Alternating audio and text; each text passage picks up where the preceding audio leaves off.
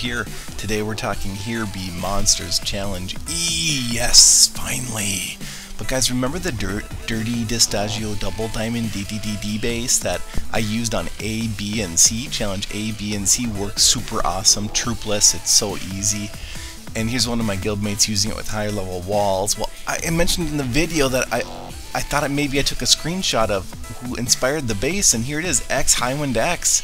KOD. I saw this base, I don't even know where I saw it, but this was the inspiration for Dirty Distaggio Double Diamond, and I just wanted to give some credit to X Highwind X. Now then, it wasn't working for me on D. I didn't have the barriers he did, so I started designing. That's me designing.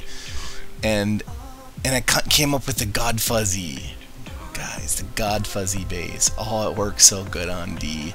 You know, X Highwind X, I didn't quite have the buildings. I didn't have that level of Town Hall. I didn't even have the wall level. I mean, look right here. I'm using level 9 walls on this Challenge D in high speed, of course.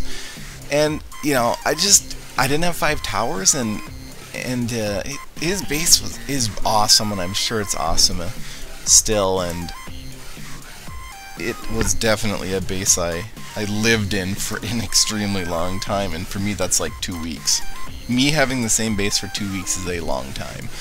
And you know, so the God Fuzzy really works well. It's just the pathing, you control the pathing of the monsters, and the towers kick in. 4 towers kick in when they surge one of the walls there, 2 of the sides, and you know, it worked really good. I could drop my garrison eventually, and it got so easy, I'm like, I gotta start working on E, but like, what?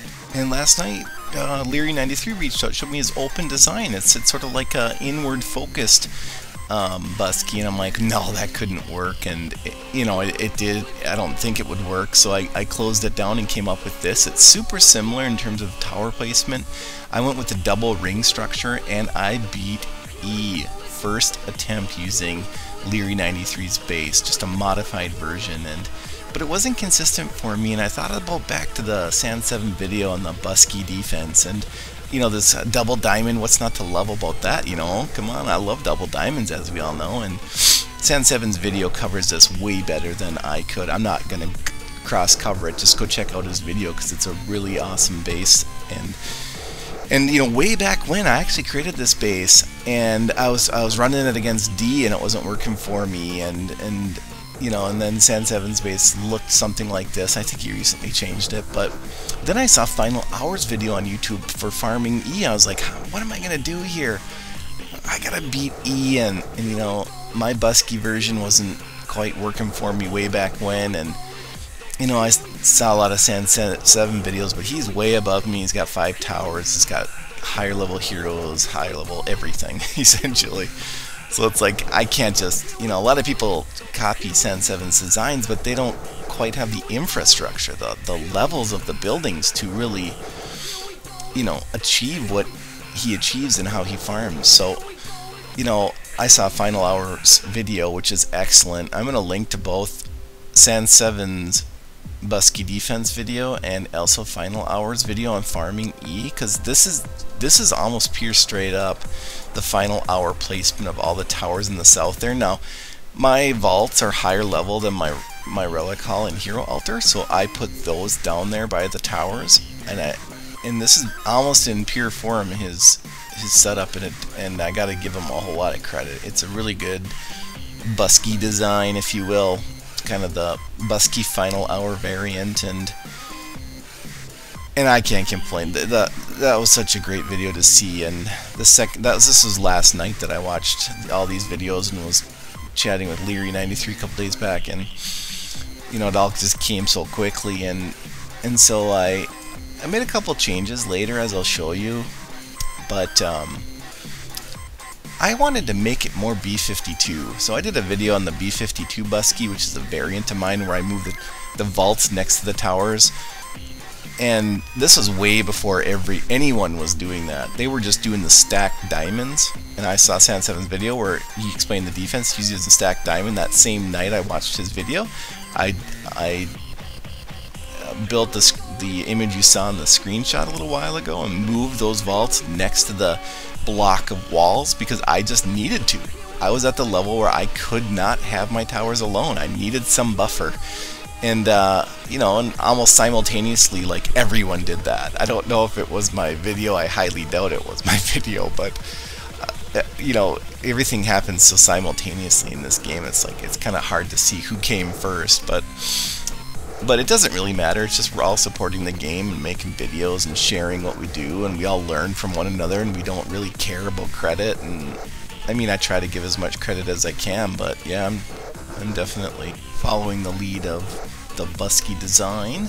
Alright, and we got the win there, 50,000 experience. Now here's the base, gonna do just a freeze frame.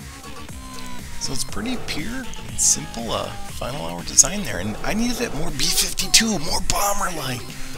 I needed that sucker to look like, okay, really a stealth bomber, but B52 bomber, doesn't that look, I mean, that looks like a stealth bomber. Am I wrong, guys? Come on, that is so dirty.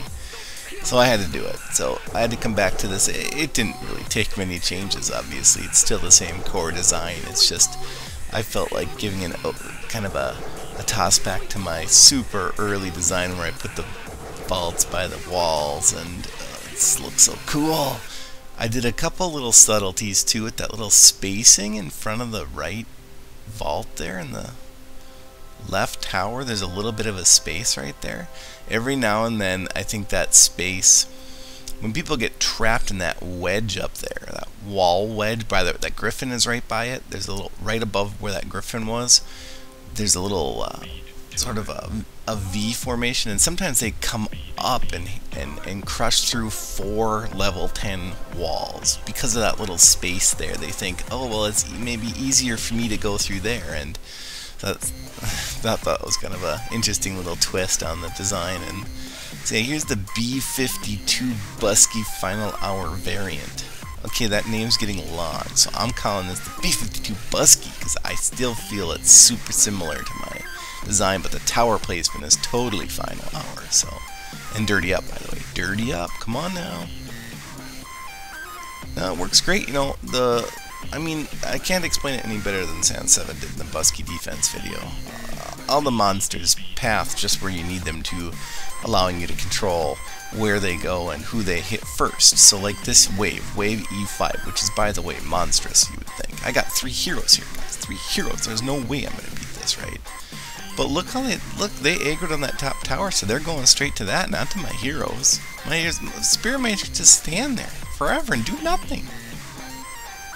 I mean, yeah, this was a close call, but what I did in this version, you may have noticed, is I de-garrison.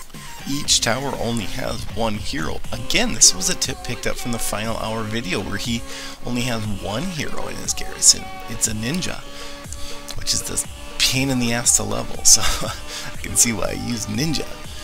But yeah, I'm just kind of giving you a close-up of the base and sort of the heroes that I have on there, and that's that. Hey guys, do you remember when raiding was fun? You know, I did a video a long time ago how to beat the confusion base that routes your heroes around the base by using a level 1 hunter. It was hilarious. People thought I was joking, but I'm like, no dude, I just did 20 straight raids all focused on confusion bases, and it worked. It was awesome. I mean, it might not work now with everyone's massive garrisons, but you know, last night I was like so crazed about beating E. I'm like, I'm gonna do something crazy, dirty is the right word. Look at this: 40 fighter dudes, 20 Uchimamas, 10 tree guys, 8 fatties. I'm like, dirty Distaggio, what the hell are you doing? Like, what are you showing me? Is this like a joke? It's like April Fool's. I'm just gonna drop everyone in one spot. Now this guy had low level heroes, which is why I thought it was the funnest, but he's got a huge garrison. Look at the garrison. Clearly, this is a Here Be Monsters base. 2-1-1 garrison. I mean, just insane garrison. And I just dropped all this junk right in front of him, and you know what it does? It confuses the hell out of his towers, because they're going to start shooting, and they're just going to annihilate everyone, obviously, but it's going to confuse, it's going to divert, it's going to distract, it's misdirection. Like magicians, man, they're like want you to look here. Look here, man. Look here. Look at this bunny. While they're fucking like pulling your underwear out of you. I mean, come on. It's misdirection. And the strategy is ridiculous and stupid, but when you have 8 minutes, like let's say all your heroes wipe on a real raid, and your heroes revive in 8 minutes. Well, it takes 8 minutes to hire those troops, with the exception of the fatty, which is the shotgun dwarf. And so it's just do it, just try it. Come on, guys. The game's supposed to be fun. You don't have to be all crazy about it. Just, you know, have fun with it and just do crazy stuff every now and then. Build weird ass bases. I mean, who cares? Just go for it. And of course, keep it dirty. Dirty up.